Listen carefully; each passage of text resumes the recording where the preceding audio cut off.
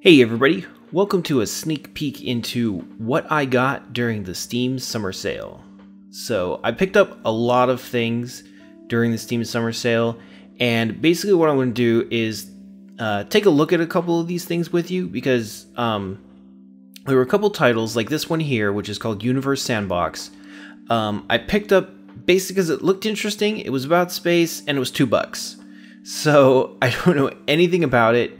So we're just going to go through it here together. So basically, I guess what we've got going on here is a simulation of our solar system. We've got the sun, got Mercury, Earth, and there's us spinning all around here. So let's just click the arrow. This is a simulation of the largest 32 non-moons. Okay, so these are the largest bodies in the solar system that are not moons. You can actually see things like Saturn, Uranus, and or Uranus, my bad. This here, the 2002 WC-19, is a trans-Neptunian object, which is sort of, I guess, what Pluto is considered now. That's why it's no longer a planet. There's Eris, which is a dwarf planet.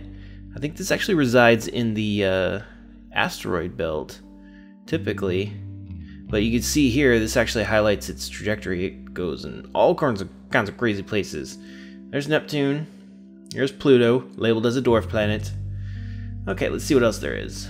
Roll the mouse wheel to zoom in and zoom out. Oh, cool.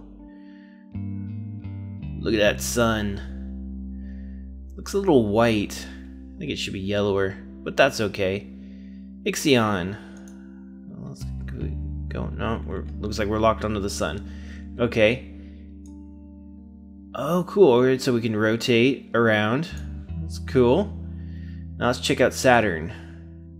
Oh, this is Saturn and 60 moons. Alright, so there's a lot of stuff going on around Saturn. There's the rings, and there's actually, what's cool is that there are actually moons that formed inside the ring itself. Like a bunch of stuff got together and made a little tiny moons and whatnot, like this thing here.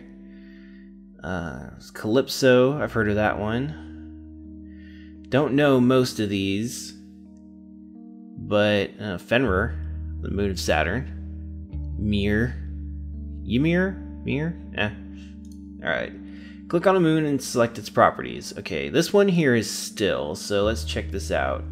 So we can tell its mass. Diameter is 7 kilometers. It's really tiny. And it's 1.2 kilometers a second. Can we edit this?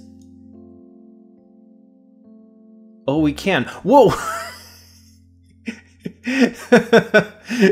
This sent the poor planet shooting off into God knows where.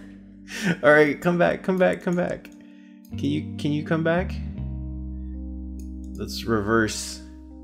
Oh geez, it's okay. All right, let's try something like this that doesn't have like a really wide orbit.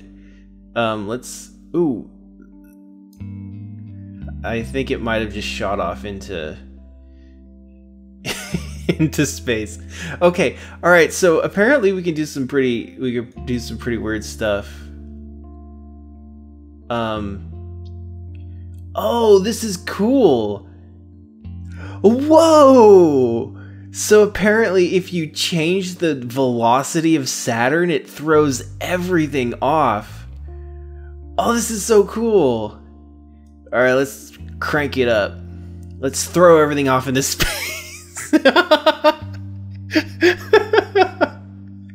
Oh, all those poor moons and rings, and they're all gone. Okay, alright. Let's bring. Oh crap. Alright, so we just made Saturn like super freaking dense, like more dense than the sun.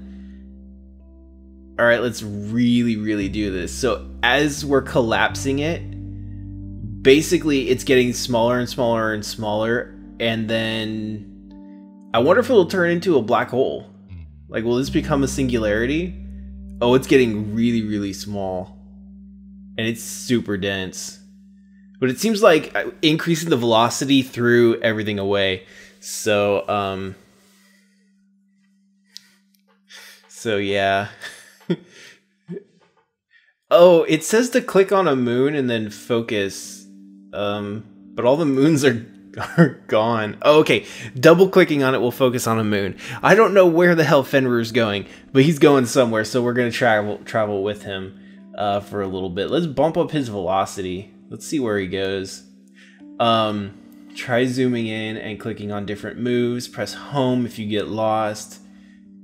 Click the arrow when you're ready. Okay. Now it'll show you all the tools and controls. Alright, so we're cruising through space here with Fenrir. Oh my god. Oh, look at all these poor moons. They're just everywhere. Look at it's just like threw everything off in a spiral. Here's Saturn. It's way the heck over there. Let's bump up its... Oh, look, if you increase its mass, everything's going to be drawn back in. Oh, that's so cool. Okay, alright, I gotta do this right now. We're in a freaking space simulator, so we need to make a black hole. There we go. Uh-oh. I think I did a little too much. Alright, let's see here. So it seems like everything is being drawn into Saturn. It's all getting sucked in. It's 105,000 suns in density. So basically, yeah, it's sucking everything in there. It's 1.22 Milky Ways of mass. Oh, yeah. There we go. Let's can we zoom out? There we go. So basically we turned it into probably the densest black hole ever. And it's just sucking everything in and it's shooting everything out in so many different ways. Okay, alright. Alright, oh, okay, here we go. So these controls control the universe. Hover your cursor over more info. Alright, so 2 minutes. The amount of time simulated. So let's simulate a day. So we can see what actually happens. Realistic. Okay, absolute space. So we're currently at viewing everything. The catastrophe that I caused is like 50 million light years or so of mess that I've created. See, everything's just like shooting away from it. Oh, this is so cool. All right. Chart mode. Alright, so chart mode lets you arrange the bodies of any simulation by their different properties. So, mass. So there it is. Diameter. Density. Velocity. Acceleration. Alright, this is cool. Okay. Click on the live mode button. Make live. There we go. So we can see how I've just absolutely screwed everything up. It is just a complete mess. So everything is basically orbiting the tiny little black hole. It's not really a black hole, but it's pretty darn close to it. Alright, so let's see. Alright. Oh, I didn't want to close the tutorial. Damn it. Okay, alright, well, that was fun. That was fun. Alright, let's change here. Let's go to, here we go. Let's go to our local galaxies. Alright, this should be fun. So, yeah. There's some pretty cool stuff out here. You know, we've got Andromeda chilling off over here with the Milky Way.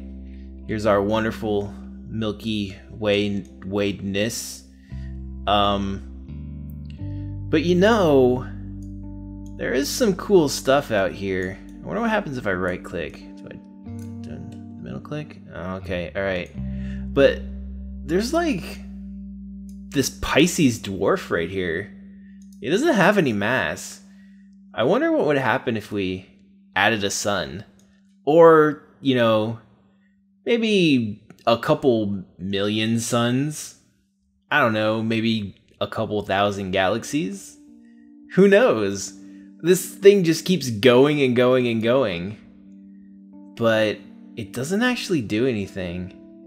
So we'll just set it to 1 sun. But how about we come in here, we focus on this sun right here, right? Let's make let's make the Milky Way more Milky Way-y. Let's just blow this thing up. All right, and let's increase the density, increase the diameter. That's not what I wanted. This is chart mode. It's edit mode. Let's go to live mode. Pause. Oh, there we go.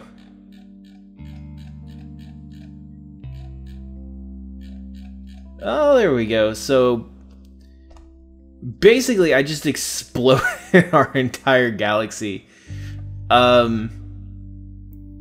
Yeah, I think that might be a little bit too big of a scale. Let's find something else.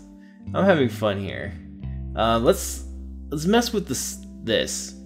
Let's play with the sun. So like, I wonder what would happen if we had like, you know, more than 1 sun.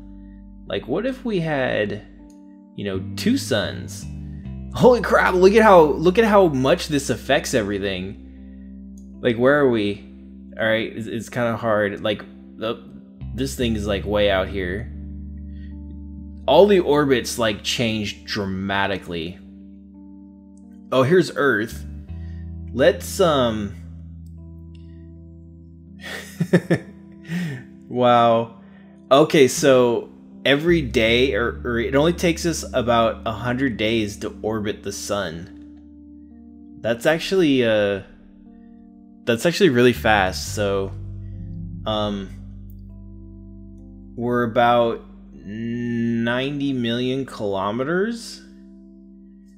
I don't know exactly what our distance from the Earth or from the sun is, but I think we're typically farther away than that. Oh yeah, totally. Look at it. It's like anywhere between like 300 and 700 degrees Celsius on Earth. It is hot outside. All right. Now let's go ahead and let's reduce the amount of suns. Oh God. I think I just sent everything shooting off into space. Yep, there goes Venus, everything. All right, so here's Earth. Here we are. Okay, we achieved Snowball Earth. Yes. It says right now it's 1412 Kelvin. I don't know what that temperature is, but I'm thinking that it's quite different from what we're typically used to. Let's see here. Oh wait, no, I'm looking at the sun. Oh no, it's 13,000 Kelvin for the sun. Earth, it must be so cold they've switched from Celsius to Kelvin. So I don't even know where Earth went. It's like floating off in space somewhere. There it is. Alright, so right now it's negative 215 degrees Celsius. Alright, so you know what? Let's increase its velocity. It's gone.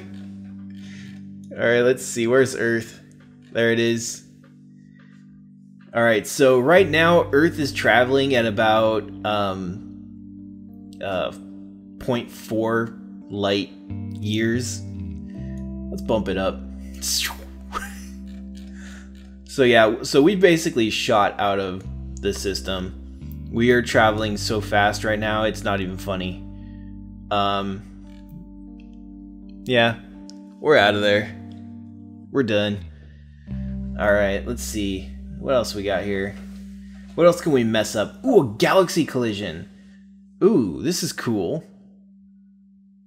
Okay, so I think this is the Milky Way and Andromeda. This is actually going to happen way after we're dead.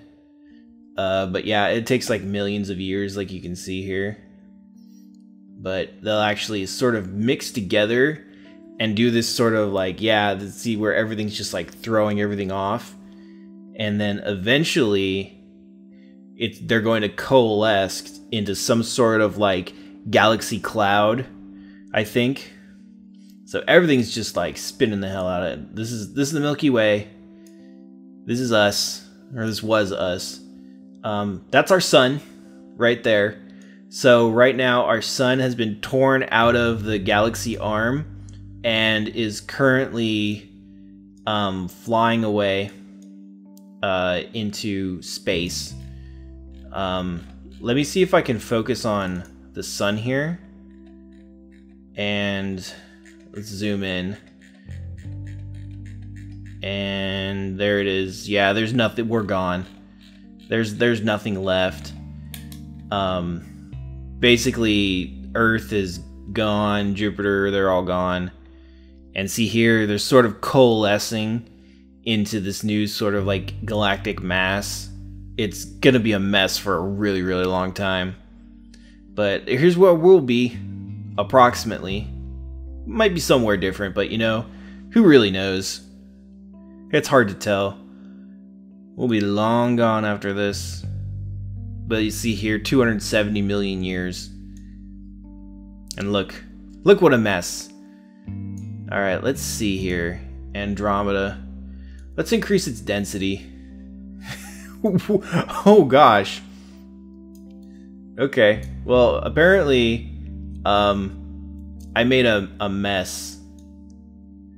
I made a mess of things even worse. Wow, okay. So basically, I guess what happens is everything just comes in and then shoots off into random directions. Oh, let's put it in a black hole. Oh, what did that say? The diameter of a change so that escape velocity equals the speed of light. Okay, let's... Oh, can we... Yeah, let's turn the sun into a black hole. Oh, okay, alright. So now I know how to turn things into black holes. Oh, hello, solar system. Let's see what would happen if we turned... what is this light pulse? Whoa, what did that do? I have no idea. Let's turn the sun into a black hole. So this would never happen. Our sun isn't dense enough to become a black hole. But let's increase its mass. So that way everything just sort of gets sucked in. Oh, there we go. You can see how some things get trapped and then eventually just spin off. Oh, that's so cool. Let's zoom in here. Alright, so basically Mercury is stuck in a tight orbit around the sun for probably eternity. Alright, let's massify it up a lot more. Whoa, everything's spinning away really fast. Aw, man. It's super dense. I want everything to get, like, sucked in. Everything's shooting off. Oh well. That's pretty cool, though. Let's see what else there are. Neptunian moons. Oh, there's a lot of these things. Oh, no, wait, that's trans-Neptunian objects. There's not a lot of moons. Triton. See, I don't know most of these. I don't know a lot about these. It would be cool if there was like a galactic sort of like information center where it would like tell you all about all these things. There we go. Changes the focus. All right, let's search. Let's search for like Alpha Centauri. Oh, I guess it doesn't work. How about let's explore more simulations. Ooh, 14 closest galaxies to us. Gravity flower. Let's check this out. Oh, I see. This is like a. Oh, this is just like a simulation. It's not like an actual thing. Whoa! Did you see that? Oh, that's cool. So those two things collided, and all of a sudden it changed the density, or the mass of the object. So now it changed all the orbits of the moons around it. Well, that's cool. Turn into a black hole. I can practically hear Doc going, "Ugh, another black hole."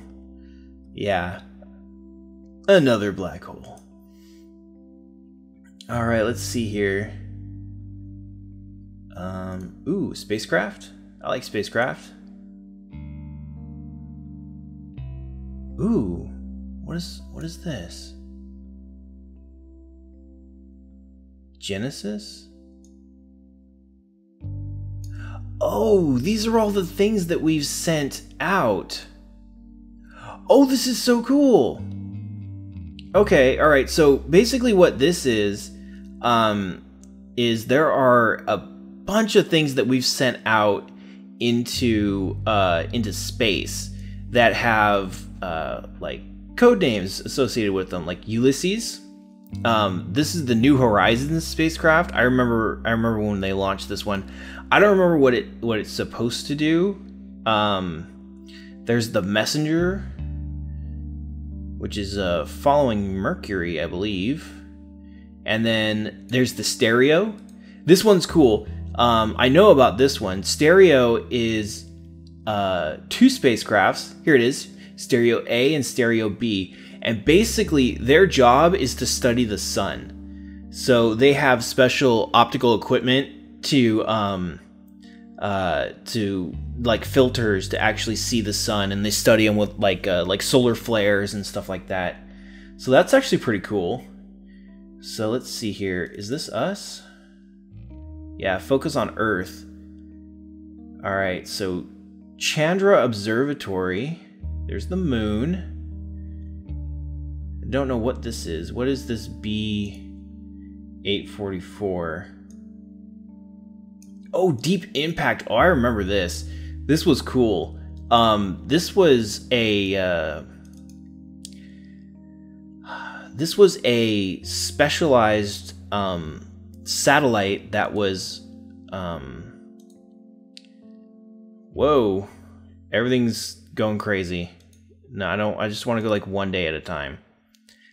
Basically, the objective of Deep Impact was to intercept a comet and to find out what it was made out of.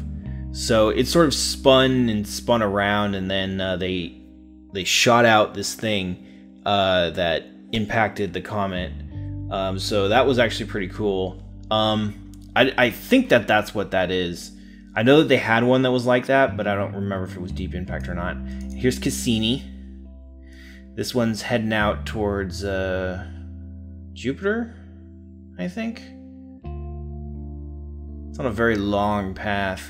Alright, let's see what else is out here. I wonder if we could find the one that's currently like exiting the solar system right now. Gosh, what's it called? The name is escaping me right now. Voyager, there we go. All the way the hell out here.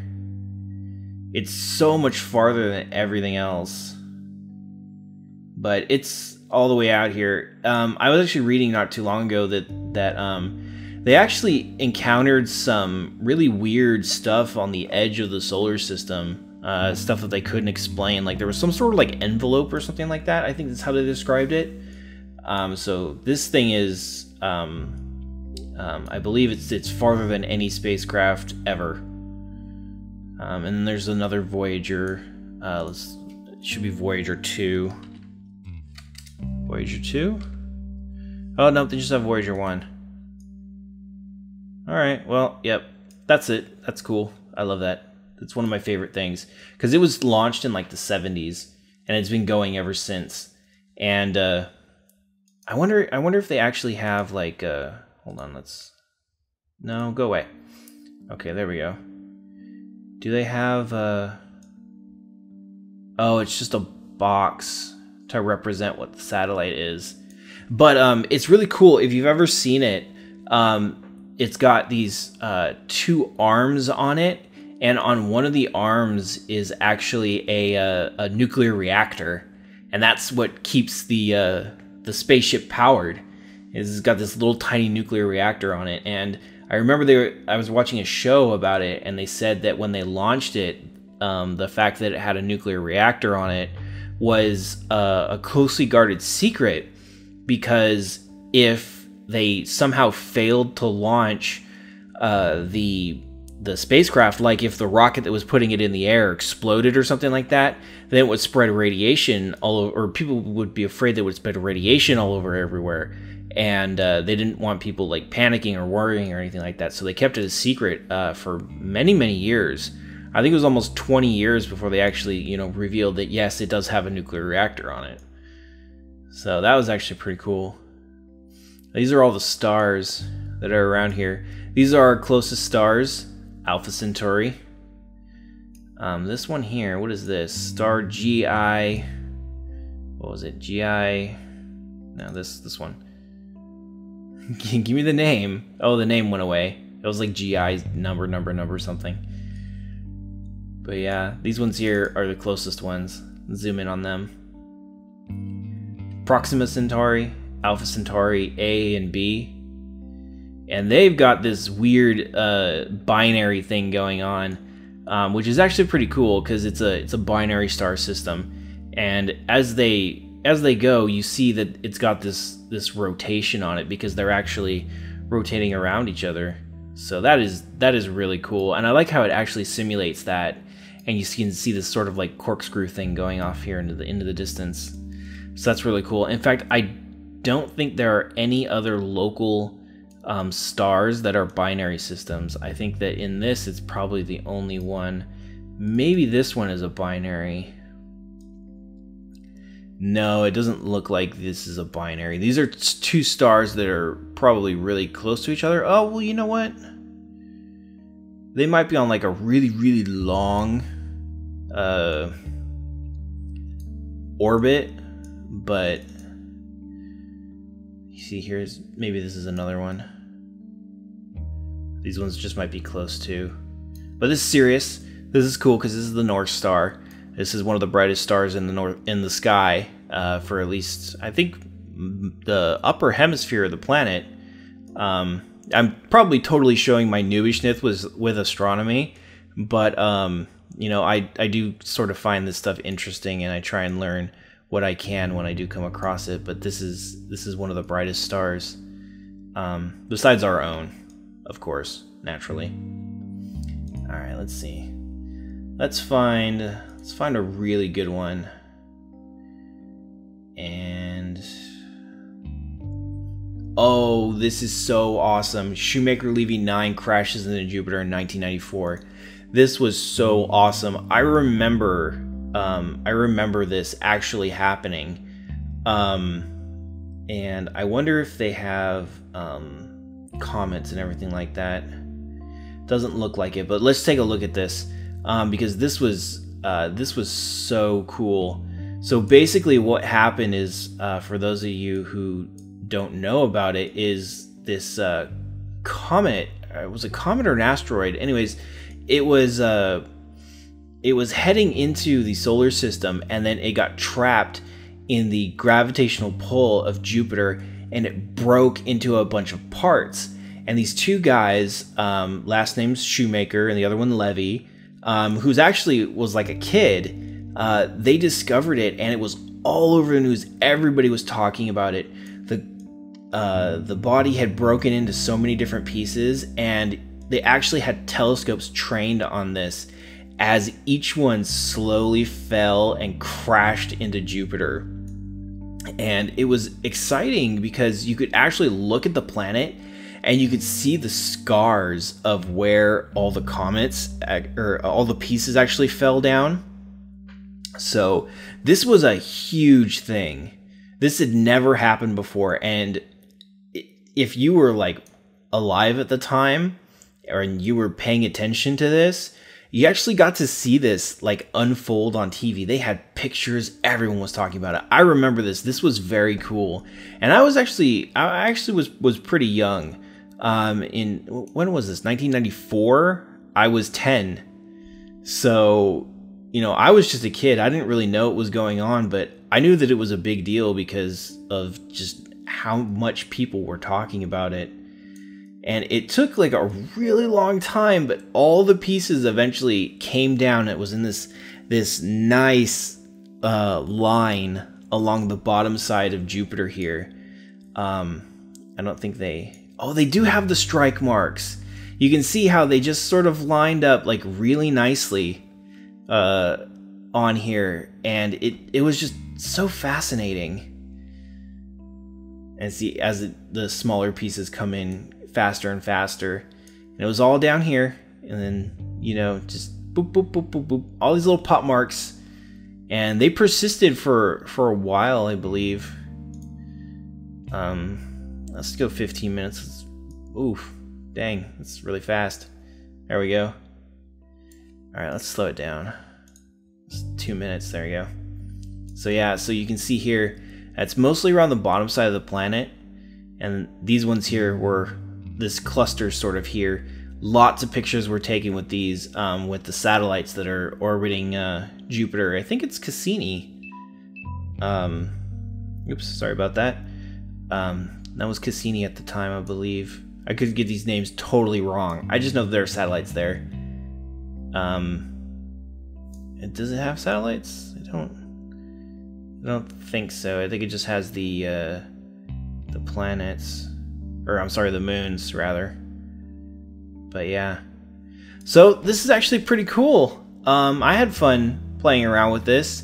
So I hope you guys had fun checking it out with me. We got to do some cool universe stuff, and you know, hopefully you guys learned something. And you know, if you guys did like it, I definitely encourage you to check it out, you know, and learn more about this stuff, because I was actually really interested in this because, like, I was talking about the Shoemaker Levy 9 event, and also when I was in 6th grade, I think I was like maybe 8 or so, there was a comet that was going by. It's the big one. I can't remember the name of it for the life of me right now. But it was passing by, and you know, it only happens like once every like really long time. But I actually happened to be away at a camp, so I was way up in the Arrowhead Mountains, and I had the most beautiful, unobstructed, no light pollution, just the most amazing view of this thing. And even now, as I sit here and talk about that experience that I had, I vividly remember standing in the forest, looking up through the trees and looking at the comet, and it was something that was, you know, affecting me very deeply. So I would definitely, you know, say that, you know, when things like that come around, especially if it's going to be once every like so often, definitely check it out, because it could be really powerful. So like I said, you know, if you guys like it, check it out. Check out all of it on like Wikipedia and stuff. There's tons of information out there. And we'll see you next time. Take care.